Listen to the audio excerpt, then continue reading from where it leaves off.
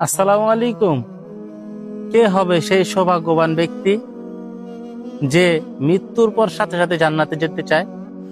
তাহলে এই হাদিসটি তোমার জন্য। কারণ রাসূলুল্লাহ সাল্লাল্লাহু আলাইহি ওয়াসাল্লাম বলেছেন, মান ক্বালা লা ইলাহা ইল্লাল্লাহু দাখালাল জান্নাহ।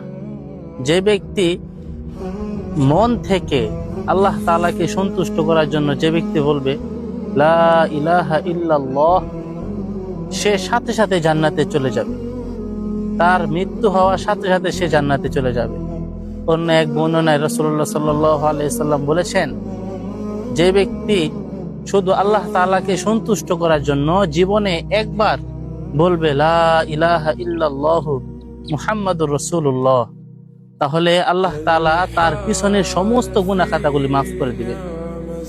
যদি ভিডিওটা ভালো লাগে সবার কাছে শেয়ার করে দিন, যেন আপনার ওসিলায় অন্যান্য মানুষ যারা এই হাদিসটা শুনে তারা যেন আমল করতে পারে।